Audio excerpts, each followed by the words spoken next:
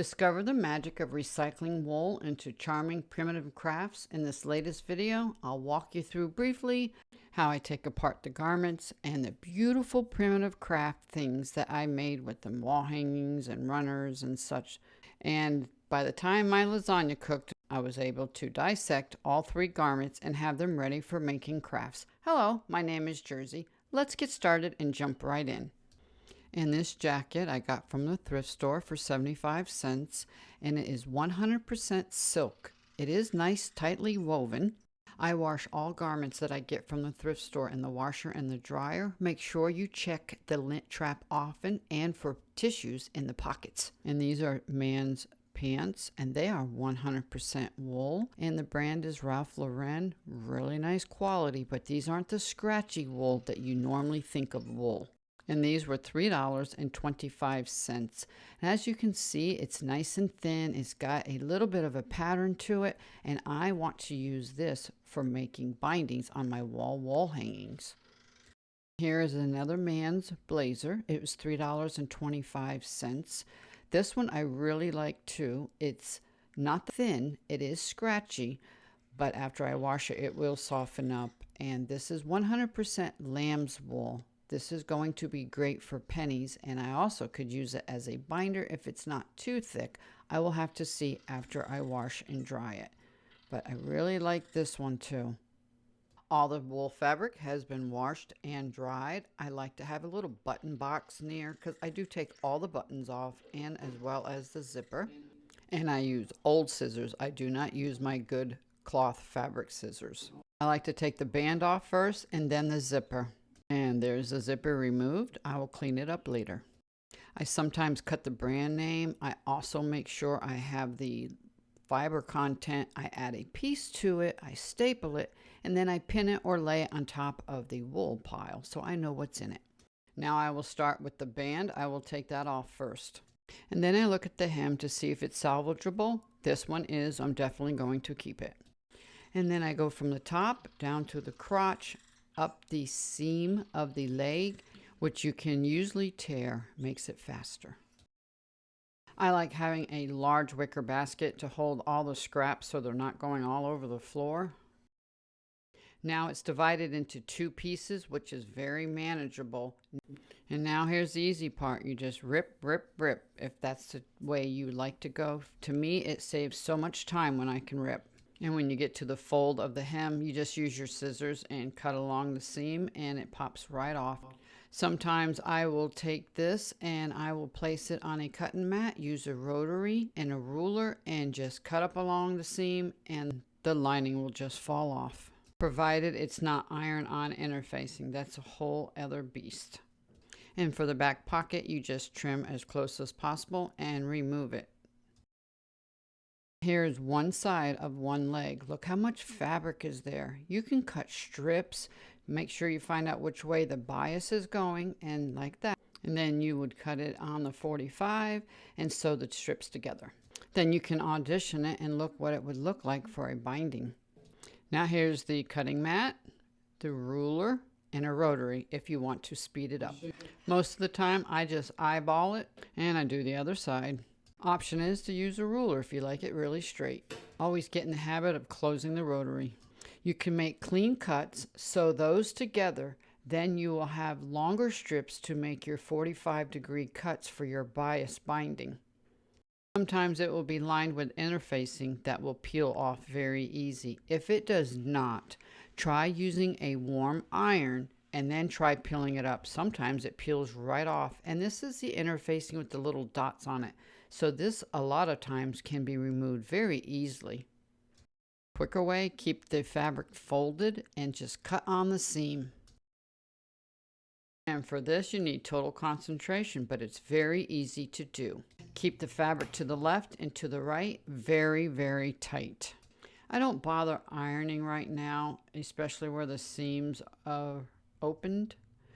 But I will iron them when I'm going to use this to applique, make pennies, or my bias tape. I don't worry about it now. Now I just wanted to say, with this silk jacket, you think of shiny silk like the lining, but this is more like a washed linen that's been washed over and over. It has a great subtle feel. You can use it to make Prim dolls or even the back of a wall hanging that's wool or applique. The more expensive a garment is, the more there is lining after lining after lining. So expect that if you get a high quality. This one had 3 layers just in the shoulder pads. You'll have to remove all that, but it just tells you the quality that went into this garment when it was made. This interfacing lining was ironed on. I don't even know if I can get it off if I hit it with a hot iron, but that's okay. It gives it stability because this isn't very strong like a wool. This is more like a linen. So actually I'm going to leave it on and use it accordingly where I can. I keep my little pieces like this, even though it's not too little, but the smaller pieces like this, I keep them in a separate pile, and you'd be surprised what you can use with that. You can iron on interface and put it through your die cutting machine. Use it for applique, use it for small Prim doll clothes. I always find a need for them, especially when I don't want to cut into the big pieces. So the little pieces I put in their own little pile, usually on top of the big stack. Just wanted to mention, you might want to wear a mask when you're doing all the ripping. Fibers really fly everywhere and it could bother your respiratory, it could bother your lungs, your eyes. If you're going to do this a lot, you should probably wear a mask. That's what I do if I'm doing this, because when you're pulling that, those fibers go everywhere and they just get in the air and go on everything. So far, here's the pile. I actually have 2 for the silk jacket. I only have 1 for the pants, of course, because the jacket has a lot more in it. And here's the little pile. I'll put a rubber band around it on top of the larger pieces. Now this is the lamb's wool. Even though the pants were wool, they do not feel alike. And let's recap. This was the 100% lamb's wool man's jacket. And I have a smaller pile and then the larger pieces that I'm going to probably use for binding. And here it's all done. That is a lamb's wool. That one's the pants. That one's the silk jacket. And my favorite is that tan one is camel. I get those camel men's jackets for 75 cents too. By far my favorite. Look up there. You can watch the video how I use the onion dye process to onion dye this wall hanging. And here's the wool bias binding that I made. Came out so nice and it dyed really well. Moving on, this is a camel scarf with holes that I got from the thrift store for $1.50. I even left the fringe on. I got the pattern from one of my quilt appliques, and the birds, they were from my Acu quilt, and I just cut them out. And I got a stick from outside and twined it with wool yarn, and everything else I hand appliqued, and I used 100% linen thread. And here's my Prim snowman. I keep him out all year round. His jacket is made from a few pieces of wool fabric. You only need a little bit. And that's a wool and linen scarf I wove last month. And here's little pieces of camel that I had left over. If you want to, you can look up there and get the free pattern and watch the tutorial. Again, here's little pieces of garment clothing wool. And I made these just last month. And I use my weaving scraps called thrums to tie them with. And I just placed that wall hanging that I just showed you on top of this sugar bin, and also that Prim long-haired rabbit. He has a wool pants, and I made that from little scraps of fabric too. And here's a long rectangle one I made. The background was from my friend's wool that she gave me. And the back side was wool that I used walnut hulls to dye it because I wanted a darker look. And the heart, the horse, the birds were all from Acu quilt. And these other ones were from an applique quilt that I made. And this bled, this was from a wool jacket that I had over 30 years ago. And I thought about trying to take the dye out, but I thought, why not leave it? It adds to it. It looks old and natural. Here's my little friend, Miss JoJo. Her dress, I believe, is wool clothing that I had. And I want to say this is my son's pants when he was like 2 years old. And moving on, I made this year too. This is my mother and father's name. The log cabin is what I live in now. The background came from a large piece of wool that my friend Mary gave me. and then the others was scraps of clothing. And the log cabin was actually a wool poncho. That's exactly the way the colors were stacked on top of each other. I just cut little strips, took them apart, left a little gap, and then I just hand sewed them on. But that is the color order that they were on the poncho. I thought that was pretty neat. And moving on, this background is a green army blanket. And all the other pieces was from garment, clothing, except maybe the bird up in the corner. That might have been from a blanket. I'm not sure that one. That might have been from a blanket, but it was all the rest is wool clothing. And the backing is an old cotton grain feed sack again. And it was aged with onion skins and walnut hulls. There was my brother Jerry. He is gone. His dog Liebchen. That was my brother David. He is gone. This is my father's last name. This is my brother Kenny. I don't know if he's alive or not. This is my father. He is gone. My mother, she is gone. And this is me. My brother Brad, he is gone. My sister June, she is gone. Basically, my family is gone. I was the last one born. And I don't know if Kenny is alive. It's been about 20 years since I heard from him. This is when my parents were married, 1948. That's my mother's name, Hazel May. Turner is her maiden name. And basically, this is my heritage quilt of my family. I always called rabbits Vavas. We had a large garden out back. We lived in a red brick split level my father built. I did all the applique with 100% linen thread that I used for weaving. And the binding, I made the bias binding with flannel, cotton flannel. And my father always grew weeping willows. That's why I put that tree there to remind me of that. And I would love to say we had a warm, happy family, but we didn't. When I was 5 years old, our family broke up. And after that, it was just never the same. It's sad. So if you have a family, be grateful and be blessed if you are all one family. And moving on, this is another wall hanging I did. All hand applique, linen thread, large piece of wool, dark brown. All these other pieces came from applique quilts. The circles came from an AccuCut. I can't cut circles that perfect. And all of it was hand pieced. And then I onion dyed it. Again, the back was a piece of cotton feed sack that I onion dyed. And here's another pattern I did. This was from Primitive Gatherings. And that's from clothing. I use it quite often. And I hand appliqued all of it. And the back is a large piece of wool again, same with the front. And here I turned it around. And this little piece is from Camel. Like I told you, you only need little pieces for certain projects, so keep them all. And this is the last one I'll be showing you. The binding I made, the bias binding, is from very thin wool. And it came out nice. The pattern was actually for rug hooking. I just turned it into an applique.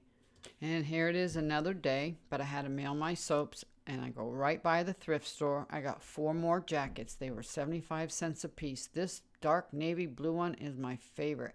These are really soft. I'm going to wash them and dry them and start all over with the process, and I'll show you at the end. And I just wanted to show you the few scarves I picked up. Cashmere, 100%, $1.50. This one was made in Scotland. Cashmere, 100%, $1.50. I will wash them and see how much they full out or felt. And I can use them for pennies, for backing. Even the backs of wall hangings makes great ones. And you can make stockings out of them. You can applique on top of them for $1.50 each. I just don't pass them up. I think it's a good buy. And I did pick up this aluminum pan. I always wanted one for putting my onion dyes in. I don't like aluminum. I don't cook with it. But I have heard if you dye with onion dyes in an aluminum pan, it really intensifies the color. So I picked this up and it was only $5. So I thought that was a really good deal. And I'll only use it for dyeing on the wood stove or maybe on the stove. And here's my gallon of very concentrated walnut hull dye. Make sure you check out the playlist. It has all the tutorials on all these types of crafts. I'll leave the link below. Once all my onion skins are 100% dry, I put them in this half-gallon jar, and then I suck the air out of them. You don't have to, but it's just an extra measure. It keeps all the air out and the bugs out. And here are the scarves, the cashmere ones, washed and dried. This stayed thin. This one felted a little bit. It got thicker. Still perfect to use. It's not very thick, but the cashmere came out really nice, washed and dried. And here are the 75 cents each wool blazers, washed and dried. Oh, they came out so nice and soft. Yes, it's not a much fabric that you get with a wool blanket, but at least I have a lot of variety. They came out so soft. This one especially is very, very soft. And this one actually has a silk lining, 100% silk. I don't know what I'm going to do with that. Check out my playlist. I did a silk tie memorial gift that you can make a quilt out of, and these actually came with suede patches. 2 of these had 2 patches on them, so that's 4. I can actually use those probably for teddy bear feet pads. I'm not sure, but I need to make labels or staple the labels on. But each one will give me a lot of fabric. And here's what I was talking about earlier. This is where I get a lot of my patterns right from my applique quilts. I just reuse them or I flip them, and I use them in my wall hangings and wall rugs. And if the pattern called for a horse and I had an AccuCut die, I would actually use the die to make it easier on myself and just place it in where the pattern should have been. And look on the internet, there are tons of free patterns you can use.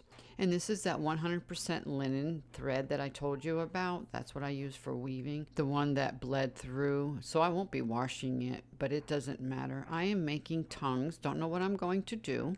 I iron on freezer paper, cut the tongue out, and then I have a plastic template. I put it on there, trace it, and then the little tick marks are just the center of each square. And I wanted to share how I store some of my pennies for projects. And then this is number 10 cotton thread that I dyed with walnut hulls. And why they're fuzzy is because I cut them, then I dye them, which do not like to do because it does make it fuzzy and you have to clean it up. I'd rather dye the fabric and then cut. Then if I have random pieces, I will run them through the die cutter as you see here, and they will be ready. And these are strips for when I do rug hooking projects. It may be little projects or it may be the whole rug. And then when I do certain grays like this to make sheep, I like to keep them together, and this way they're ready for the next project when I start it. And these are glued together. I can take them with me, shove them in my pocket, in my pocketbook, and I can work on them on the run or on the fly. And these black strips will be used with the sheep for their face and hooves. Did you know I have a blog? I'll leave the link below, ad free. And don't forget to drop a comment what you would like to see in the future. Please hit that like, share on social media, hit the subscribe button, that bell, all notification. And this is Jersey saying see you on the next video.